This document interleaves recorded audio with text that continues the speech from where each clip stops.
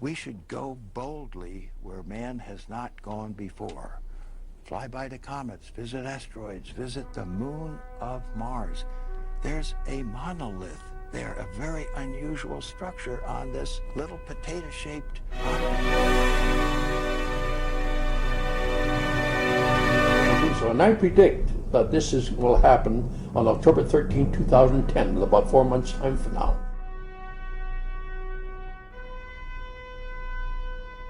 Is it a balloon, a UFO? He said, then tell me what that was. And I said, we got a UFO. And he said, Lieutenant, you are never to speak of this again.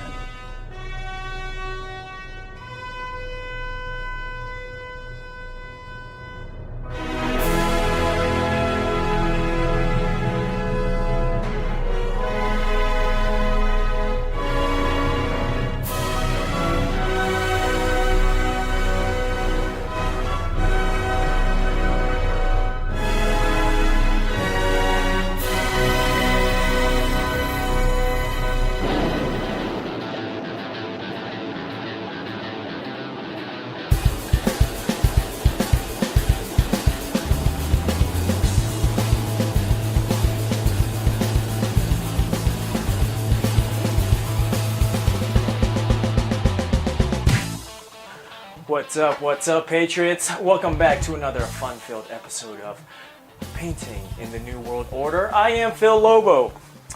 Ladies and gentlemen, I'm not gonna lie, we have a totally badass episode for you today. I'm glad you can join me. Let's do it. I got a 16 by 20 inch canvas that I've covered with a thin, even coat of liquid white, and you'll see something special right here. I have a stencil I cut out with some duct tape. Round stencil. Okay, we're going to start with a 2-inch brush. We're going to dip into the phthalo blue. Load that up nicely. Okay, we're going to start at the top, and just like you're painting a blue sky, just going to paint in some X's. Go straight across the top. And as the paint mixes with the liquid white, it'll naturally get lighter towards the horizon. By the way, welcome to the new studio. We got out of the big city. I don't know if you got the memo. We escaped with our lives out of the big city. We found ourselves a nice little cabin up in the mountains. Our dogs love it up here. We love it up here. You get 'em! Okay, now without cleaning the brush, we're going to dip straight into the midnight black. So again, you're going to start at the top and just paint crisscross strokes, and you're gradually going to bring it down. And it'll automatically blend with the blue and the liquid white. And because the canvas is wet, we can move the colors pretty much anywhere we want on the canvas. Clean, dry, 2-inch brush. We just want to blend all this together. Do horizontal strokes. Vertical strokes, and just lightly blend it smooth as glass. Okay, now let's have some fun. Take your knife, take the point of it, just get it underneath that stencil right there, and just gently pull away. And there you go, instant moon. Boom! By the way, we just moved up here and we're already in the middle of a gang turf war with another family.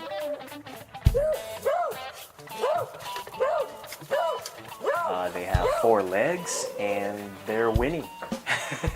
Okay, so now we're going to fill the craters in on the moon. So take your knife, we're going to dip into the titanium white and a little bit of the midnight black.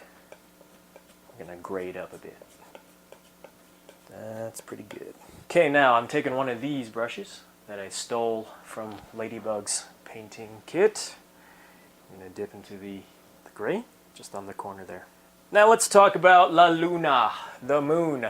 Come up here, just going to start scrubbing in little basic shapes and stuff up here. Okay, so yeah, you've heard the rumors. Did we actually land on the moon? You've seen the footage of astronauts bouncing up and down with the aid of like these filament wires. You've heard the rumors of movie director Stanley Kubrick being involved secretly with NASA to fake some film of astronauts walking on the moon. Okay, now check this out. Instead of using the bristles, I'm gonna flip it over and use the butt end to actually paint. Tiny circles, just pick up the paint right there in the butt. And who doesn't like a little butt action here and there? And again, just scrub in, just tiny circles. Clean, dry fan brush. Just wanna blend these out. Fluff them up. You wanna do some clouds next to that lovely moon. Take your titanium white. Closest to the moon will be the brightest. Just let it trail off. Okay, there you can even cross the moon's path right there. Gently blend that all in. Okay, so you've seen the photos, you've seen the footage of these secret bases on the moon. There's pyramids up there, there's henges, little ancient relics. Are these photos fake or are they real? I do believe we went to the moon, but I do believe some of that footage is faked. Other than that, I don't have the answers, but there is an obvious cover-up going on, and these questions I think are worth investigating, at the very least. Okay, now we got something special for you. We're going to take the liquid white, which looks like this, and just so you know, this is what it looks like. Here's the texture of liquid white. It's pretty soupy, and this is the primer that we put on the canvas at the beginning, and now we're going to use it to paint some stars. How about it? So take some of that liquid white on your knife, and we just put it on a palette right there. Now check it, check it, check it. Take a clean fan brush. Just want to load that up. Okay, now I'm going to put my palette down for a second, and I'm going to trade it for a knife. And now check this out. Check it, check it, check it, check it. Okay, we're going to use the back of the knife. So yeah, you can see, you can flick the liquid white onto the canvas and it'll make little spots. And these are stars, and you can make them as concentrated as you want in certain spots just by flicking it repeatedly over the same areas. So using this technique, you can fill your whole sky with billions and billions of stars.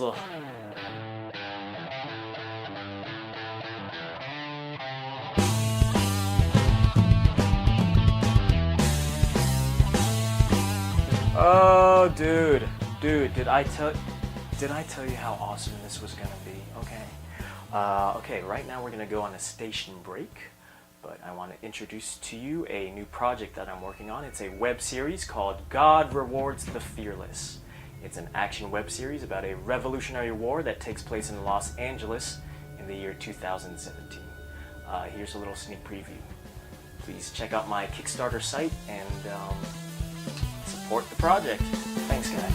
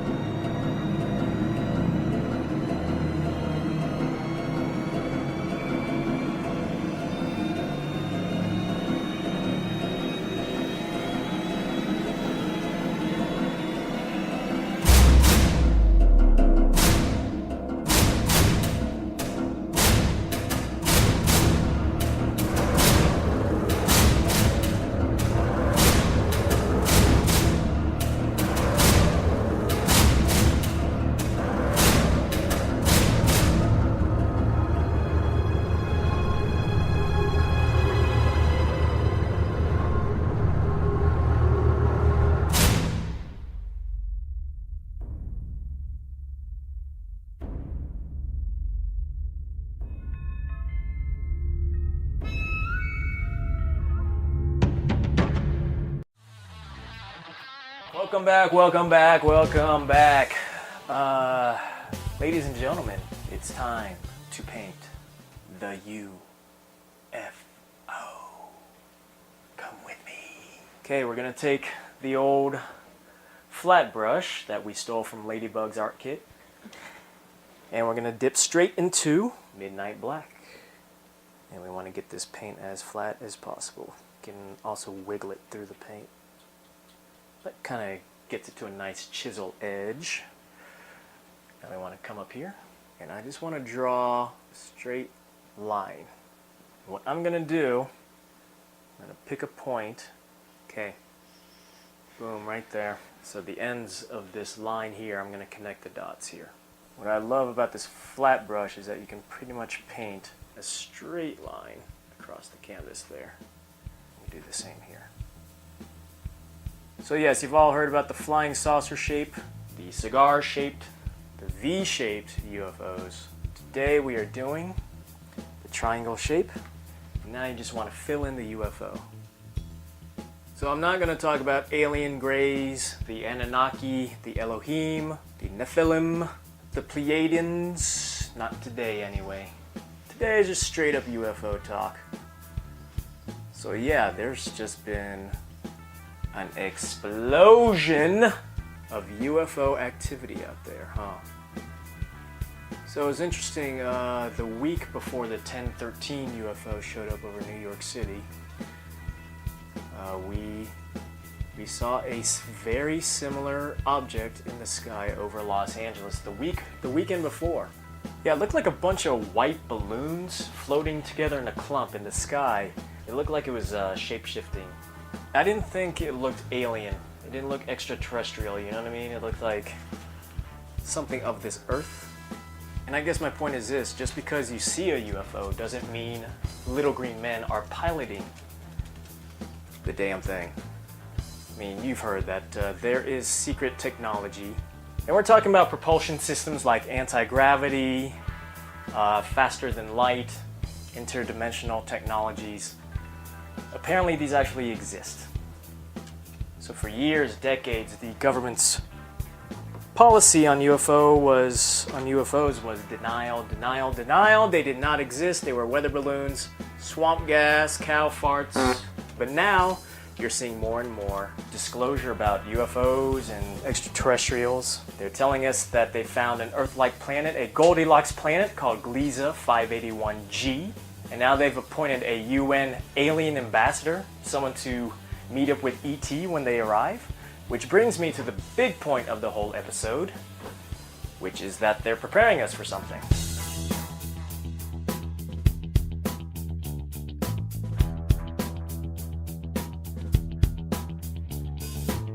And one big topic of research you should look into if you haven't already is called Project Bluebeam. Project Bluebeam is a secret government plan to fake a visitation by extraterrestrials with the use of UFOs, holograms, lasers, and HARP technology. The aliens that visit will tell us that our ideas about world history and religion are wrong. The ultimate goal of Project Bluebeam is to dismantle our world religions and construct a one-world religion with the new mythologies implemented. Because you cannot have a one-world government without a one-world religion. Coming to the titanium white, phthalo blue, smidge of alizarin crimson. There we go! Ow! Okay, now take a clean fan brush. We want to go into that. Point the bristles vertically, up and down. Just want to tap downward. I'm just going to paint the tops of these trees right here. Paint the tip. Turn the brush sideways. Push upward when you come down. So yeah, with Project Bluebeam, we may one day wake up to the TV set telling us that aliens are here, ET's here. But like 9/11, it'll most likely be a false flag, orchestrated event, and ultimately the response they want is to just have you question your own faith. So they can bring in their own messiah, bring in their world religion, their world government, but they won't get that far. Now take a clean, dry 2-inch brush. You want to come down here to the tree line. You want to tap the base of this tree line. Don't be shy, just get right in there. You can blend that out with crisscross strokes. Knock the excess paint off of the easel leg. Okay, now gently and lightly blend upward. And the more you blend, the fuzzier, the more out of focus it'll get in the background if you want to go for that effect.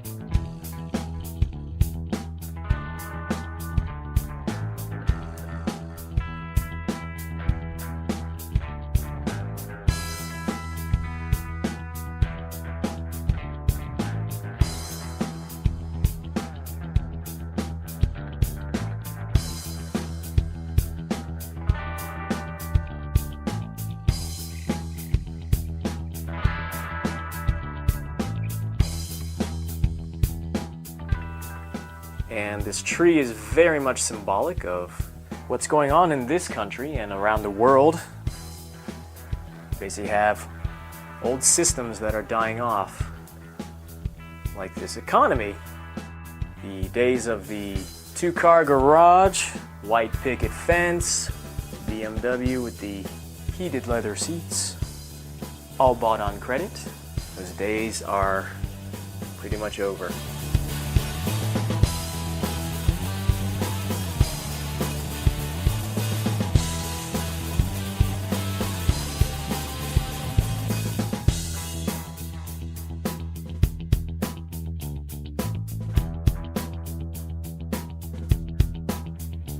All right, I think we'll about call it a day. Thanks again for watching. Till next time, stand tall, stand together, America.